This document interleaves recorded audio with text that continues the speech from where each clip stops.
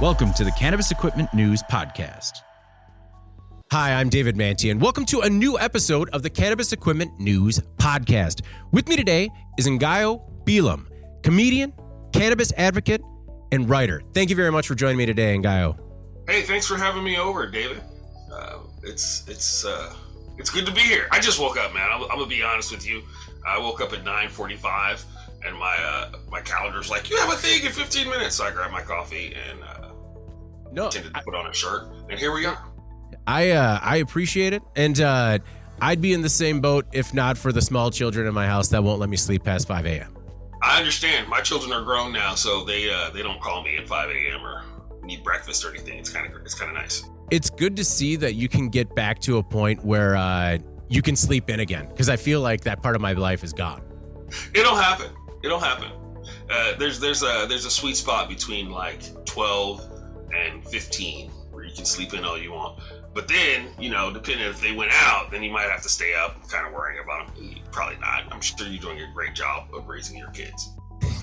I look forward to that anxiety as it continues to evolve. Before we get started, please make sure to like, share, and subscribe to the podcast. You could also help us out a lot by leaving the podcast a positive review on whatever platform you use. If you want to email the podcast, you can reach me at david@cannabisequipmentnews.com with email the podcast in the subject line. You can also subscribe to our daily newsletter. Make sure you get it delivered to your inbox first. Well, Ngaio, I always like to start with background, right? And just, you have a rich history in the cannabis industry. What was your first introduction to it? Oh, first of all, I'd like to say it's an honor to be a small piece of the Cannabis Mosaic. I started as a stoner, like most people. Started smoking weed in college in San Francisco. And I realized I liked it a lot and was wondering why it was illegal. And then I read Jack Herer's book, The Emperor Wears No Clothes. And it was really mind-opening to me, the things you could do with hemp and cannabis and the reasons why it became illegal, racism, and a lot of this stuff. So then I realized that being a cannabis activist, and this was also, it was in the 80s, so the medical cannabis movement in San Francisco was really getting big because they were finding that it was very helpful for people who'd been afflicted with HIV and AIDS.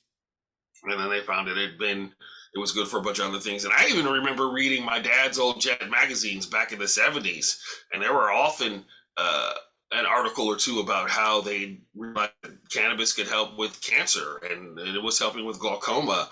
And the United States federal government had its own medical cannabis program for a while, where people could get like LV Musica and I can't remember the other guy's name right now. I had his book, but and so I was like, well, this is bullshit, and so we need to really get back into it.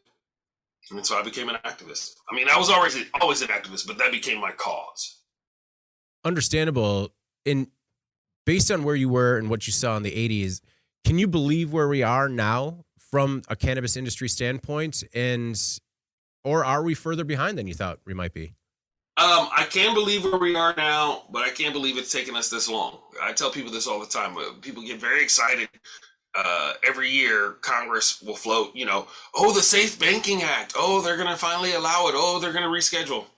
And I'm always like, let's not start smoking each other's joints just yet, because we thought that Clinton was going to legalize in 92. And then we thought Clinton was going to legalize in 96. And then we thought Obama was going to legalize in 2008, and we thought he was going to do it in 2012. So it just takes a long time. There's a lot of, what would you call it? Inertia built up in cannabis prohibition. You have to pay off all the cops because they get a lot of money for their cannabis. They arrest somebody, they get more money in their budget. They throw somebody in jail, they get money in the budget. So you have to figure out a way to deal with that. The private prisons love cannabis prisoners because they're kind of nonviolent and they don't really hurt anybody, and they're usually pretty smart. So there's just a lot of things. There's 80 years of anti-cannabis propaganda that you have to fight through just to get to a spot. And so I'm very proud. I mean, listen, I never thought Missouri would be one of the first states to legalize cannabis, Montana, for crying out loud. So there's been a lot of progress made, but I've been an activist since 91 or so. So it's not like it's been overnight. We've been at it for 30 something years. But I'm waiting to hear the results of the German legalization thing this morning. I haven't really checked on it yet. It went through. Still pulling up. Is it yes? Yeah, I believe it went through this morning. Everybody come to the International Cannabis Business Conference in Berlin, Germany in April, right? Because this is the time. We're going to get into it. So I feel like the term Renaissance man has never been more true than your body of work. Right? How do you do it? Weed and coffee. Okay, a good balance. Really? I mean, how do I not do it? I can't really do anything else. I just have to. These are the skills that I have, so I have to use them. I'm kind of funny. I can write a little bit. I can carry a tune. I'm comfortable on stage. The camera loves me. Those are the tools that I have. So you have to use the tools you got. So I mean, I don't always think about it. I never really set out to be like, oh, he does this and this and this and this and this. And in a lot of ways these days, that's it's more of a challenge because the algorithm wants you just to do one thing.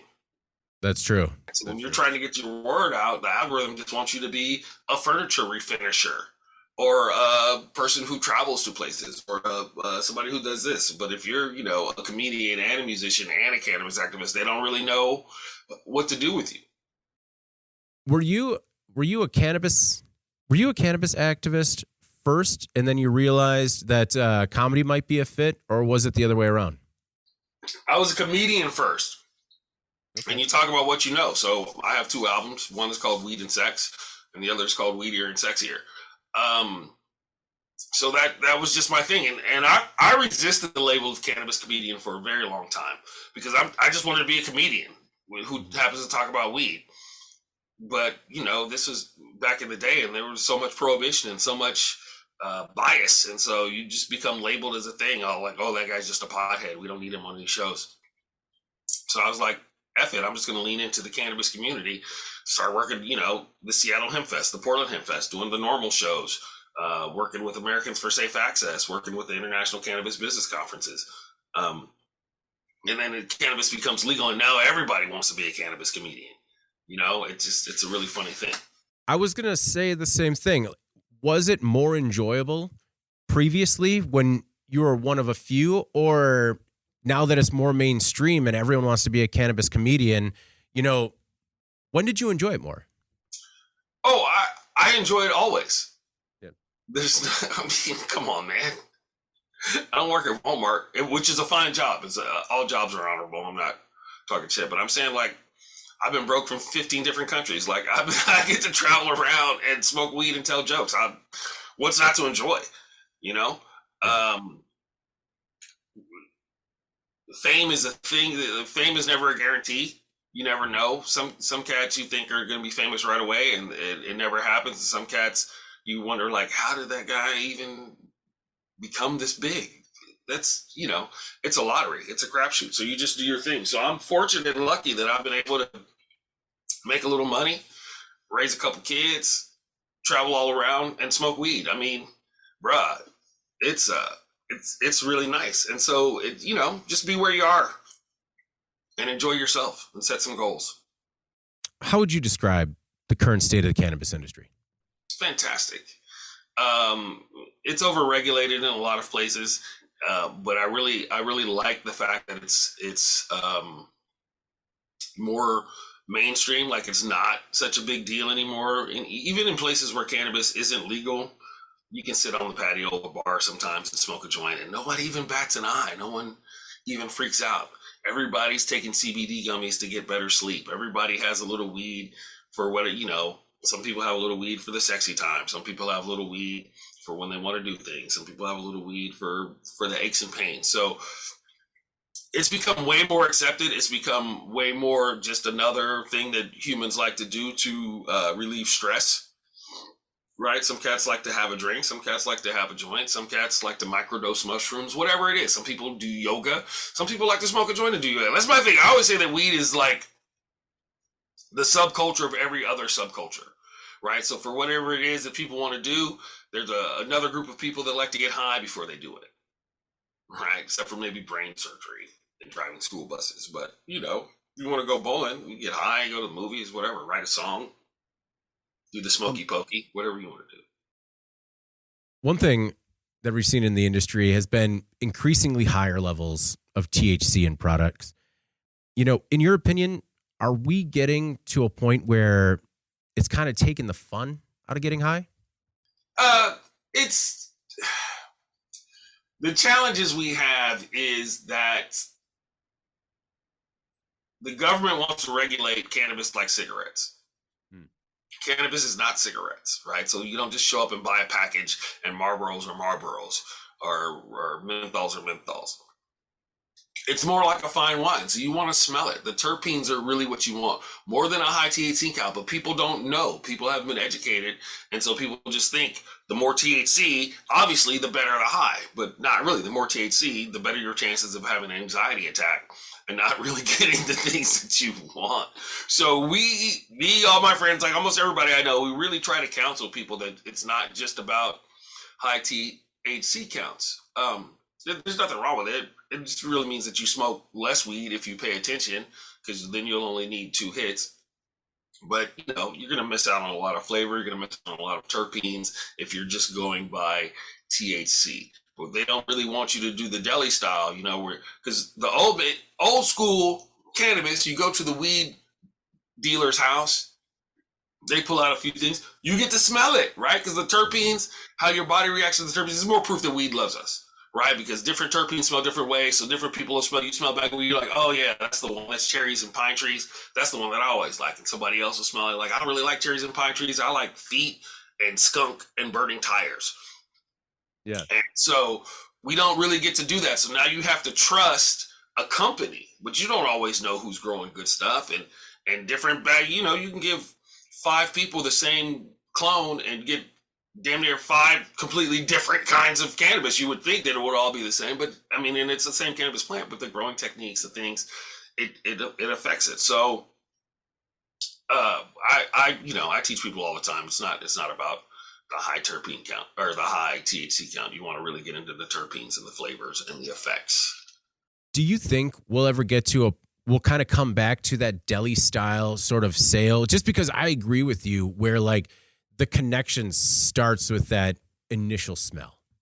The challenge is they still do it kind of like that in Oregon, a little bit.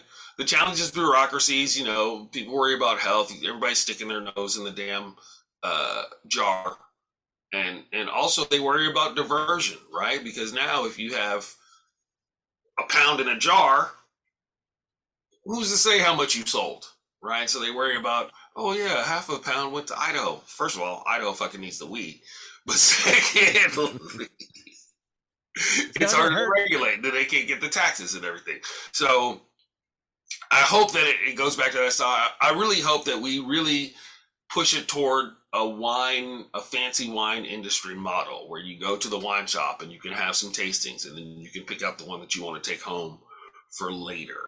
You know what I mean? Or more social clubs. I think when the cannabis clubs first started in California in the early 90s, they were social clubs. They were peer resource centers. It wasn't just you go in and you buy your cannabis and you leave. You go in, you buy your cannabis, you sit around, you can bump into some homies. There's bingo night, there's movie night, there's peer-to-peer counseling, there's a massage program. They had all kind of different things, right? It was a social club and a community center. Which I think is important. I think we have to remember that cannabis, you don't sit in a room by yourself and smoke weed. Sometimes you do. You have to get up in the morning or whatever. But the same way a bar is a legal drug community. You know what I mean? Oh, yeah. Right? Oh, yeah. What would you call it? A safe access space or something like that. We need more cannabis clubs like that and not just buy your weed and go home. No, I completely agree where I know that we don't like the comparisons to the liquor industry, but there is definitely a spot for more of your traditional just retail outlet that's static versus a social club where it is a truly social experience. You need more of that. You need more of that. And so I hope that's the way that the things go. And it seems to be going that way. Like San Francisco has a few. I live in Sacramento. They're opening another lounge. There's a quasi underground lounge. It's really nice. It's here right now. Las Vegas just opened a couple. Nuu's been there for a while, and they're opening another one closer to the Strip. So I think this is the right way to go, and Colorado's going that way too. And this is the right way to go. You should be able to pop down to the local for a joint and a game of chess. Or whatever you like, or meet your homie somewhere, or where the tourists can go, because you're not supposed to smoke weed outside, which is funny. Right. Well, so the tourists need a place to go. You can't sit in your hotel room and fire up a fat doobie. They'll kick you out. So you got to have, if you want it to be a tourist draw, which it is. People come to Nevada. People come to California. People go to Northern California to try to weed all the time. So you have to take care of them. Well, and I've found it encouraging. I mean, it hasn't been like a full-blown like buy into these lounges, but the takeovers that they've had, the like pop-up lounges, I feel like that's been a good bridge. Yeah. I mean, yeah, I can't argue. Where do you live, by the way? I actually live in Madison, Wisconsin. Oh, F.M. Bucky. I've been to Madison, Wisconsin. I was there in 1985 for the International Drum Corps International World Championships. Oh, wow. Yeah, so I was 18 years old and drunk on 25-cent beer night. Yep. Well, and now the beers downtown are 50 cents. So it's listen, the beers in Sacramento are like $8 for the cheap one. So you guys are doing great. Well, honestly, I think that's one of the biggest obstacles that we have in Wisconsin is that it is a state with a very strong alcohol culture and a very strong alcohol lobbying voice that has kind of kept Wisconsin to be one of the largest, or, kind of a prohibition island amongst a bunch of other states that have opened up. Yeah, because Michigan's legal now. Yep. Michigan, Illinois, Minneapolis, or Minnesota just opened up. Wow. Yeah. So you guys are kind of you're a great lake unto yourself. We are. And it's prohibition. It is. Well, and it's crazy because, we did a story on when they opened up Illinois, right? Like in the first few weeks, the 8 dispensaries on the border did like $30 million just from people with Wisconsin IDs. Oh, yeah. It's no problem. It's not, there's a dispensary on the border of Oregon and Idaho that does pretty well, okay. And conversely, the Idaho Highway Patrol also does pretty well on that stretch of the border between Oregon and Idaho. So you have to be careful. Well, it is. That's one of the other sides of like feeling comfortable smoking it outside most places is that being in Madison is a very, it's decriminalized, it's accepted everywhere. But, you kind of like dip outside of Dane County. And that's when you got to start being careful. And it's just crazy to me that we still operate in an environment like that. Like, they recently proposed this idea to very minimally legalize medical cannabis. And it was going to be under 5 strategically placed government-run facilities. And I was just like, wow, I can't think of a worse possible idea. Yeah. That was the thing that all the federal patients said about the government, the federally government-grown medical cannabis was. The first thing they would say is like, it's freaking terrible. It's not very good weed. Yeah. They don't really grow the strains I like. But, it's free and it's legal, so F it. Yeah, man. I see it coming. I really hope it starts moving a little faster, which it definitely has. I mean, for a minute it was just Colorado, and then it was Colorado, Washington, and California, right? But now it's Colorado, Washington, California, Montana, kind of Florida, a little bit of Philadelphia, Vermont, New York, Massachusetts, all of Canada, right? Yeah. And pretty much all of Germany now. So Thailand. You think Thailand? Anybody think Thailand, where they used to flog you for throwing gum on the street? You didn't think Thailand was going to be one of the first Asian countries to decriminalize or legalize? So I mean, we're making a lot of progress. I just hope that the day comes when I can buy Moroccan hash from my California cannabis dispensary the same way I can buy French and Australian wines at the Bevmo. That would be awesome. So I mean, I guess my next question for you was, in your opinion, what is going to be the next big thing in cannabis? Try a lot of products out in the industry. You see a lot of things and, kind of what's coming in. What do you foresee as the next big thing? That is a really good question. I'm not really sure. I mean, we have so many things now. I mean, there's hundreds of thousands of different strains. You can get all kinds of different concentrates, from rosin to resin to old school hash to pills to any sort of food. I really think the next big push kind of has to be increased access nationally, right? You should be able to smoke weed in Georgia. You should be able to smoke weed in Texas. You should damn near need to smoke weed in parts of Texas. And more international cooperation. I mean, Canada already imports a lot of cannabis to Germany. Israel imports a lot of cannabis to Germany because Germany has a robust medical cannabis program, but they don't really grow their own cannabis. So I would like to see more international cooperation.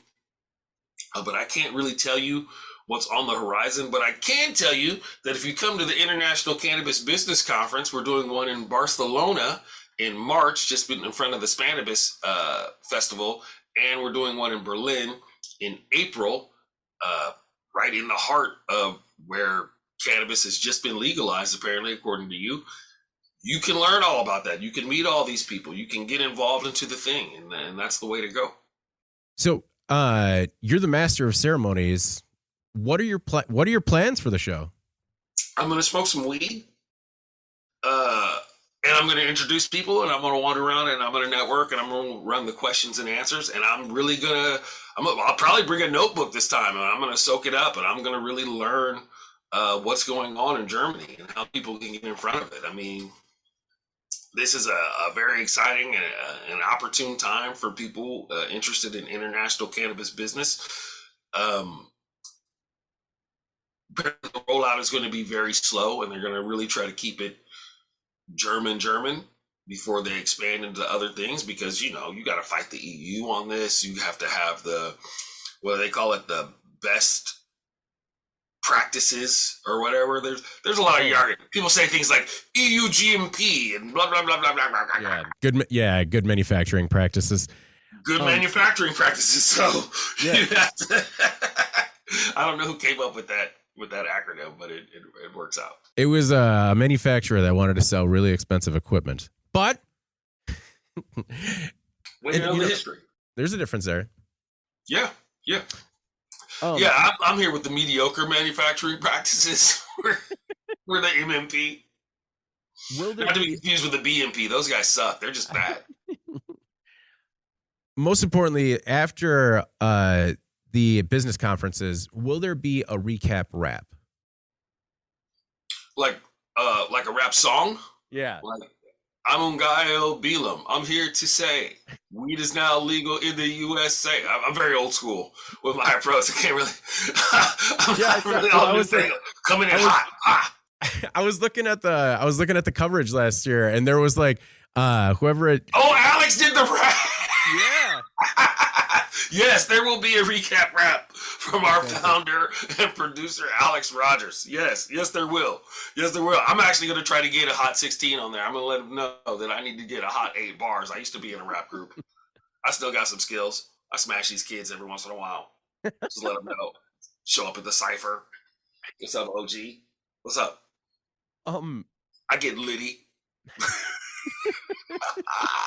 Do the gritty getting litty. What? Sheesh. In your opinion, I'm not talking to you. I'm talking to generation whatever they are. Not Gen Z. Who's the next ones? Zoomers. No, I don't know. No, Zoomers is Gen Z. There's one after Gen Z. Oh, okay. Millennials. Oh, you mean a little older than Gen Z? Yeah, it's millennials. No, younger than Gen Z. Wait, younger. how old are the Gen Zers right now? My kids are Gen Zers. They're 24 and 22, so I think they're Gen Z. Yeah. I think, early 20s is Gen Z. Yeah, so I'm talking to them. Sheesh! Liddy. Where, in your opinion, what are the biggest hurdles to federal legalization in the United States? And the cops. Yeah. The DEA. What was it? Was it Mencken? Was it Voltaire? Never expect a man to understand you if his job depends on understanding you. The moment you legalize cannabis, also, alcohol and big pharma too. These are not conspiracies, right? Like you said, you got to fight the alcohol lobby tooth and nail in Wisconsin because it's been proven in states with legalized weed, alcohol consumption goes down. It doesn't go down by a lot. Oh my God! Instead of making millions and millions of dollars, you're making millions and millions of dollars. Heaven forfend, right? They can coexist. So you gotta argue with those cats. You gotta argue with big pharma, right? Who also sees people start self-medicating when they find a strain that works for them, and maybe they don't buy as much ibuprofen. Maybe they don't need as many opiates and things like that, right? Mm-hmm. You got to fight with the people who throw people in jail for money. The private prison industry hates it when you make things uncriminal. They would like for more crimes. They would like for more things to be crime. They would like for being homeless to be a crime so they can throw you in jail and get paid for it. And this is not an extreme position. This is not a conspiracy. This is all very true. I know it sounds weird and people don't always think of it like that, but there are multi-million-dollar things that you have to fight with. And also the will of the people, right? There's no matter how you fancy it up, and people are always like, oh, we're gonna defeat the stoner paradigm. We're not just stoners, we're just cannabis users. It's not gonna make people like you anymore. There are always gonna be people who hate cannabis, no matter what you do. You could wear a suit, your freaking dispensary can look like an Apple store, which is often kind of weird to me because it feels very sterile. I always think of cannabis as a social, we're gonna get into it sort of thing. They don't care. They just hate weed, right? It's 80 years of propaganda that you gotta fight. So they're, quit trying to suck up to those dudes. They're not really going to come around. You just have to stay out of their way. You stay out of our way, we stay out of your way. Everybody can have a good time. Everybody mind your business.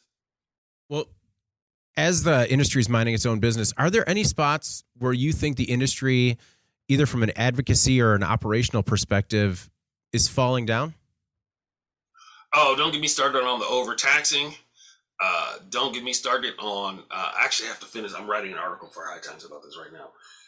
You have to remember, and I am the host of the International Cannabis Business Conference, and I generally try to follow the do well by doing good rule. I understand that capitalism wants to capitalize, but I also understand from long conversations with the cannabis plant. We've been friends for a long time. I talked to her just last night. I'm going to talk to her again later today. We talk constantly. The cannabis plant hates monopolies. The cannabis plant has been one of the most successful decentralized business schemes in the history of the world, right? So when you show up with your little Uber plan, like you're going to spend $1 billion and take over the whole state, and lose money for 5 years and then raise the prices on everybody, that's just not going to work. It doesn't work. You can ask MedMen how well that worked. You can ask Tilray how well that worked. And I'm not being an ass. I'm not wishing anybody bad luck in their business ventures, but I'm saying look at your business model, bro. There is space for everybody. You don't have to come in here and be, what do they say? Pigs get fat, hogs get slaughtered. That's right. Right? So you don't have to come in here and be a completely voracious capitalist pig dog. You can come in and find your spot and make good money and make good product, right? So don't show up with no hippies on your team. Don't show up with more money than sense. Don't show up thinking that you're just going to come over and take everything over. Weed hates that. Weed. Cannabis will actively fight against you. You understand? Mm-hmm. Right? So that's my thing.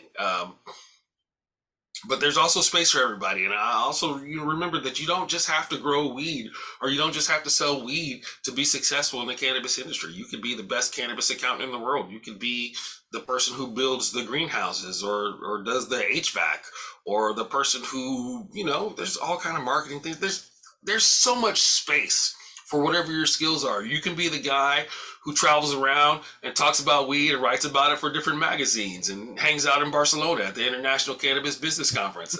They told me to mention that.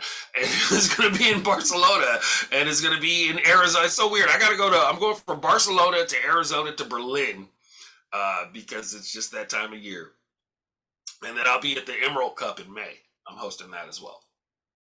I was curious, do you have any upcoming plans for the International Cannabis Business Conference? Oh, I'm glad you mentioned that. I meant to bring it up. We are Europe's largest cannabis B2B, which is business to business, first of all. This is our 5th or 6th year in Barcelona and our 7th or 8th year. I get confused because 2020 ruined a lot of things. Our 7th or 8th year in Berlin. So we're the largest one in Europe. Barcelona is one of my favorite cities in the world. So come out to that. And Barcelona's got a great, if you're studying like cannabis models, right? It's all social clubs. So weed is technically illegal in Spain, but according to the vagaries of their constitution, you have bodily autonomy, and so if you want to smoke weed, it's up to you. So you join a social club. There's social clubs all over in different neighborhoods of town, like a local bar, and it's kind of like how the Mormons used to do alcohol before they got the Winter Olympics that one year. So you have to join the clubs. It's like $20, €30 for a year to join the social club. And then you can go in and you can smoke weed and you can buy weed, and they got a variety of different things. And there's DJs and they all have different styles, right? Some are like co-working facilities, some are like little sports pubs, or some are like little bro bars where they're all in there playing FIFA and watching El Clasico and shit. And some are like nightclubs, some are very high tech. It's great. It's a great model. And I hope that when and if cannabis is legalized in Spain, they still keep that model. And then Berlin is just big. We're just a big, giant conference. We're not quite as big as the MJ BizCon, but it's all the hitters from all over the world. I like to walk around and count languages. I think I counted like 15 different languages last time I was there. Is that is the vibe a little bit different? Is because it's more of an international conference than MJ Biz? Is MJ Biz more of a like U.S. focused show, in your opinion? MJ Biz is generally, yes, a U.S. focused show, but the United States is gigantic, and the MJ BizCon is also gigantic. It's almost too big sometimes, because you've been out there for 2 days, and you were going to meet your homie, and they're way over on the other side. You're over on this side. There's 80,000 people, 100,000 people over the course. I don't even know how many. They get a lot of people in there over the course of those 3 days. And so it's just a lot to do. We're not quite that big. I think we're 7, 8, 9, 10,000 people these days. But we have a big hotel for it, and it all works out, and everybody gets to hang out, and we do a lot of good networking and chopping it up. And that's the important thing.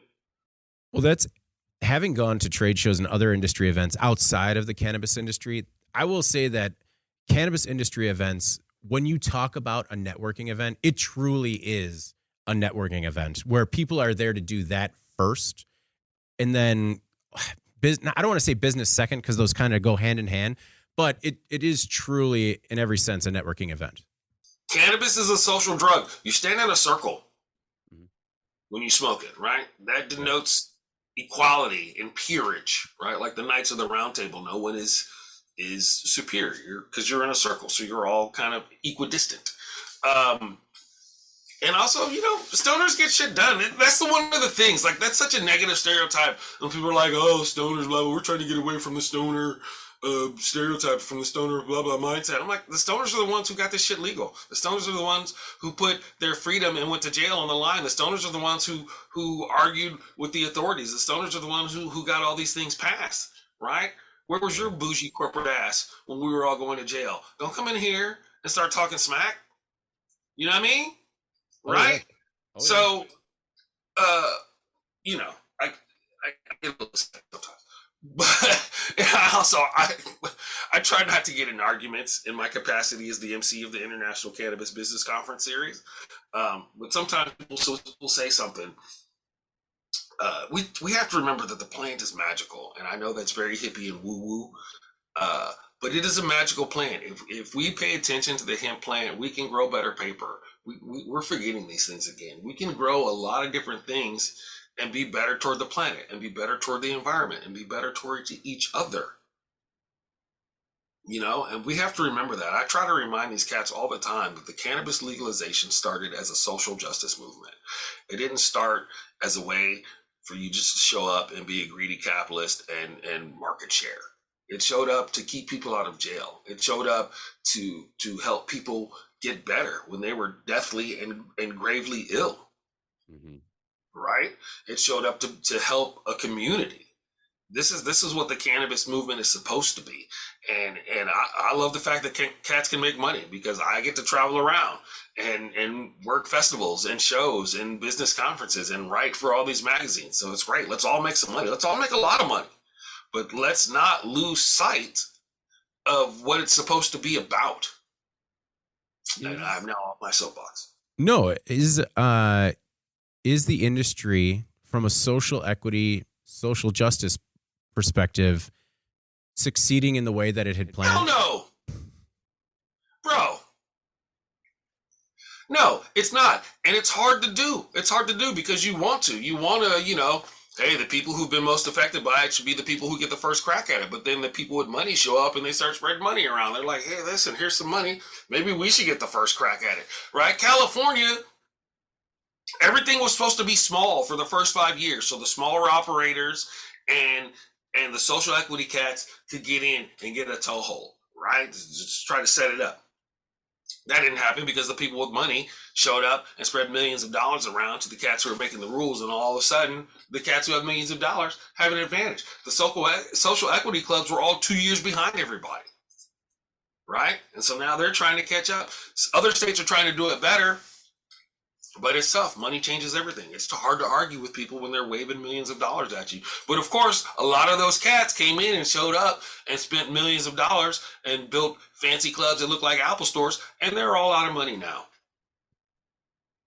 Right? And I try to tell these cats all the time, you can't do it. It's not Uber. It's not Lyft. You can't do it that way. You have to come in a different way. And people don't listen, and then they run out of money. Shifting gears a little bit. Podcast producer Eric and his partner Amanda, big fans of Cooking on High. How did that come together? I was at home and they called me up and they said, hey man, we hear you're the guy to talk to. We're looking for somebody who knows a lot about cannabis and is comfortable on camera. And I was like, yeah, I probably know a guy.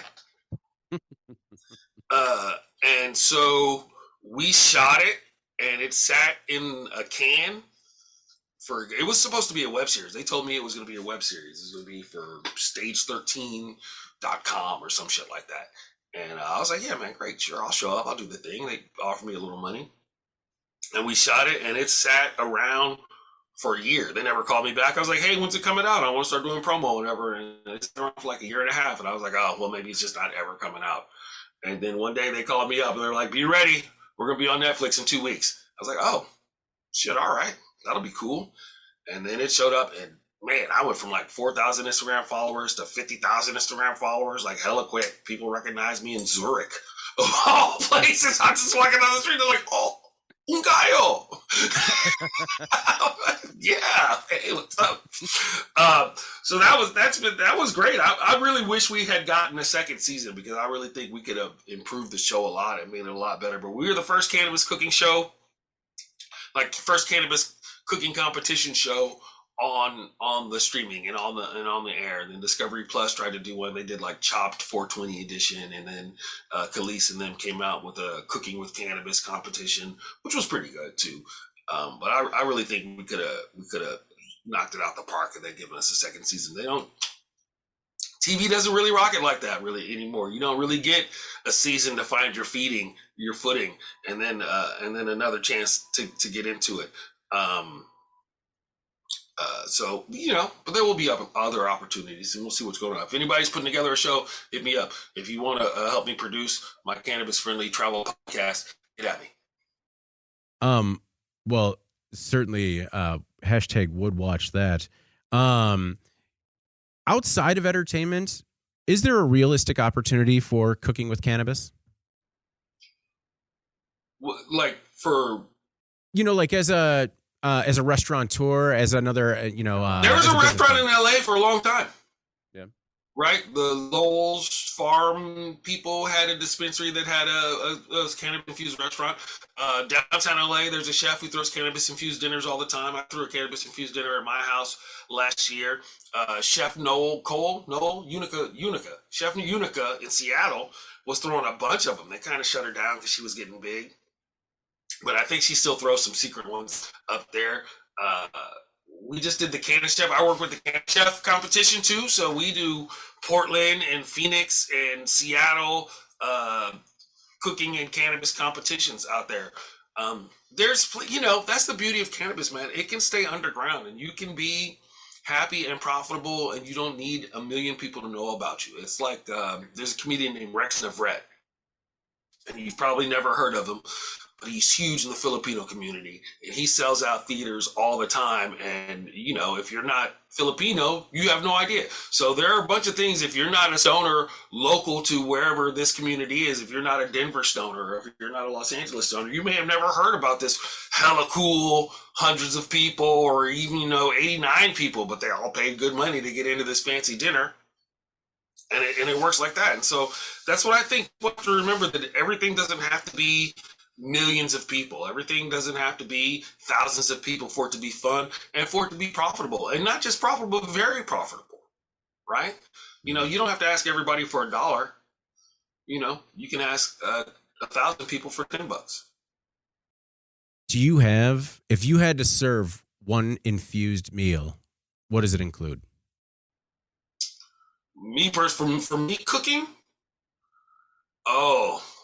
it's tough because I would be torn between my fried chicken, maybe with an infused honey butter, or I can braise a short rib. Dude, I love a braised meat.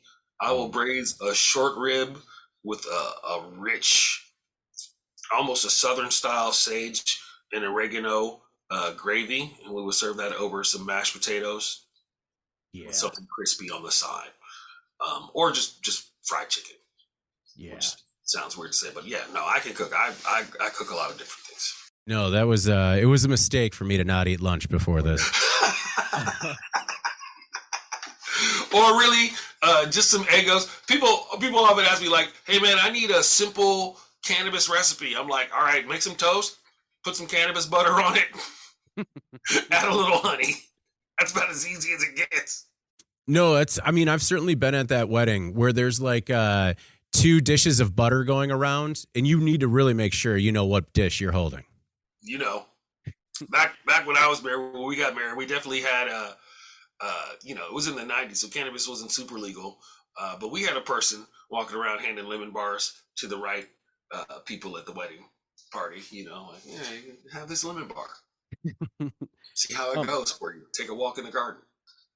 Of all your irons in the fire, what is your favorite passion? I like being funny. I like traveling around, but I also like weed activism. I like them kind of equally. I mean, I don't know, man. If I could pick a greatest passion, I could probably narrow this shit down. And they say if you chase 2 birds, you catch none, right?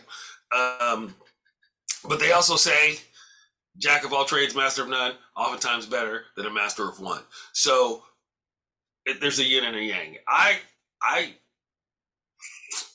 would like to be not a better writer, because I'm a pretty good writer. I like to be a more consistent writer. I have to just really sit down.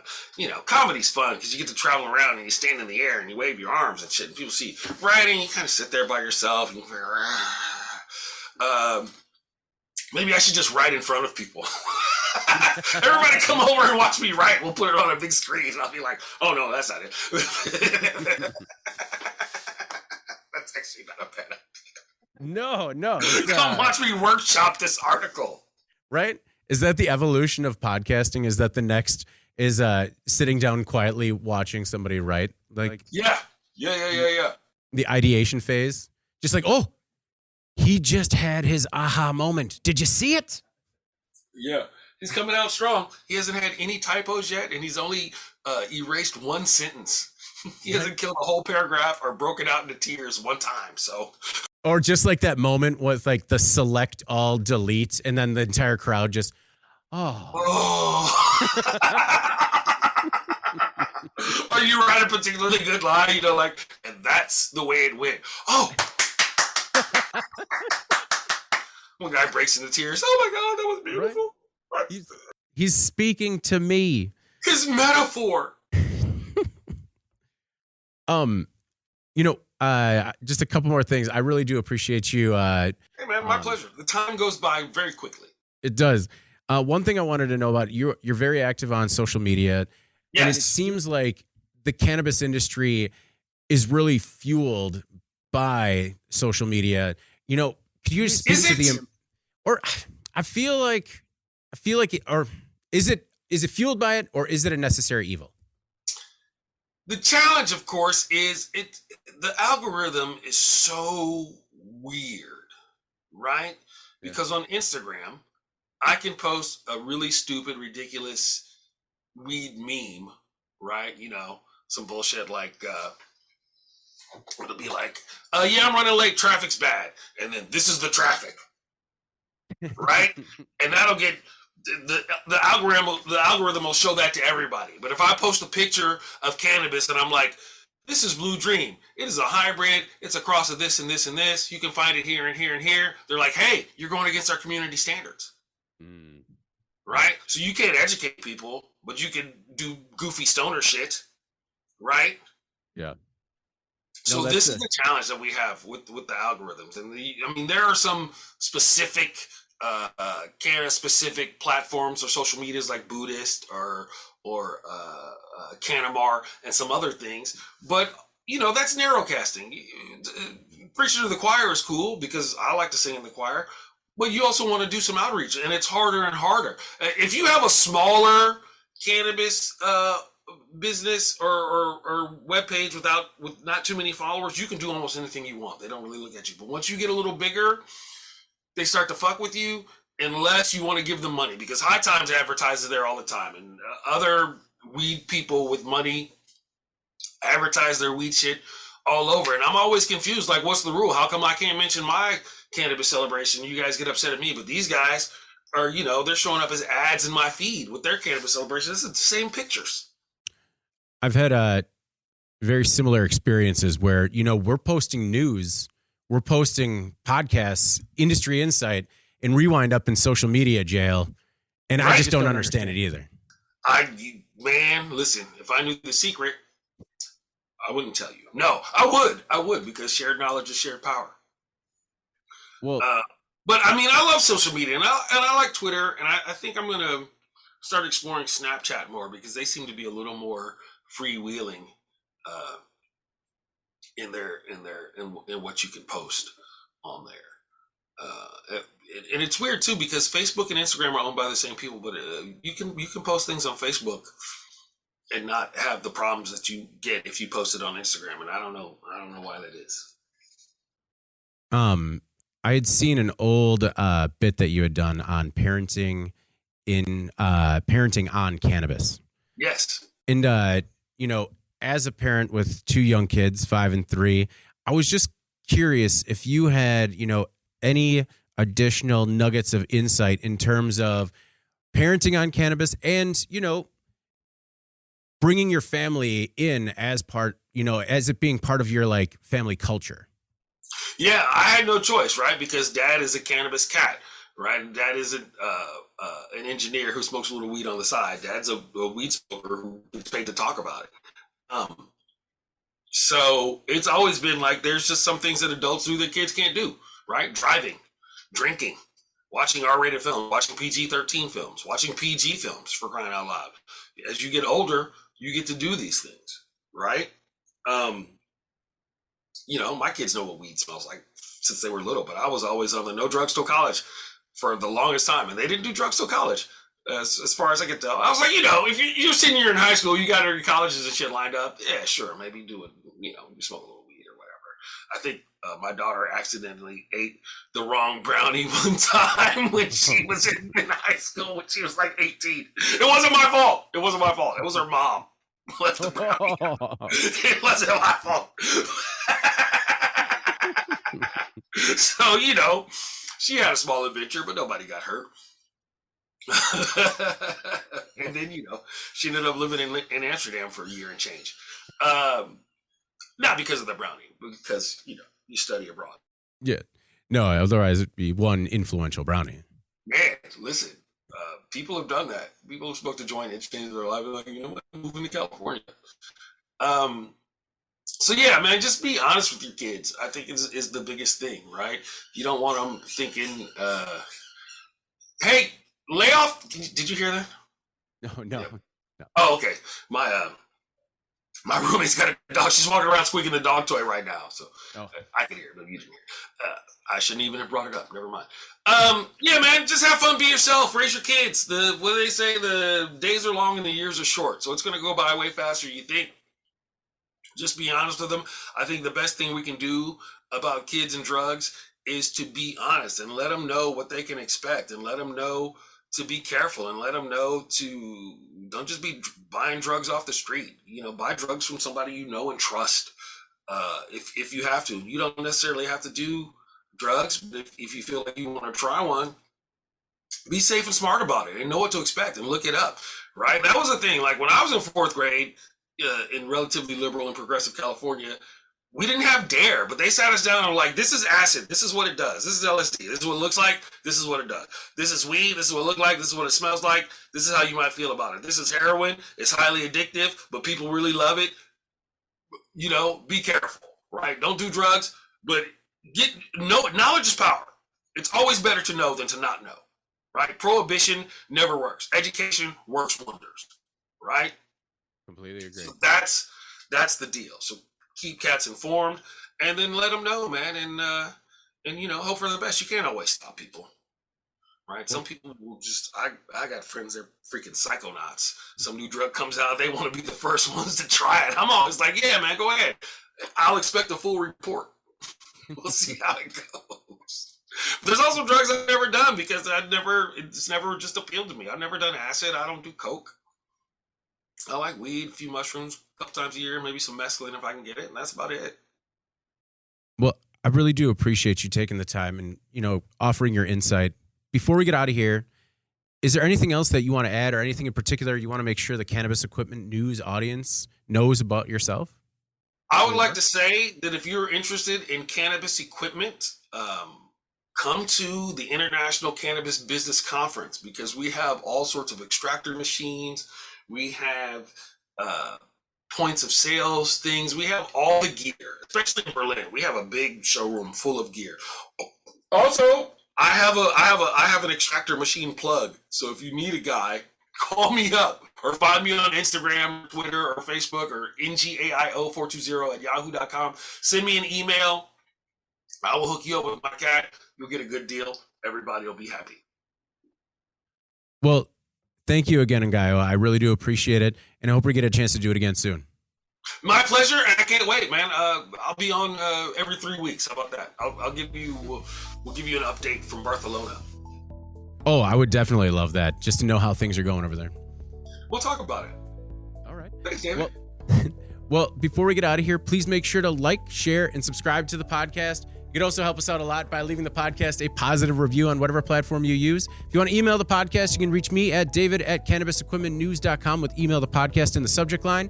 You can also subscribe to our daily newsletter. Make sure you get it delivered to your inbox first. All right. For Ngaio Bealum, I'm David Manti. This is the Cannabis Equipment News Podcast. We'll see you next week.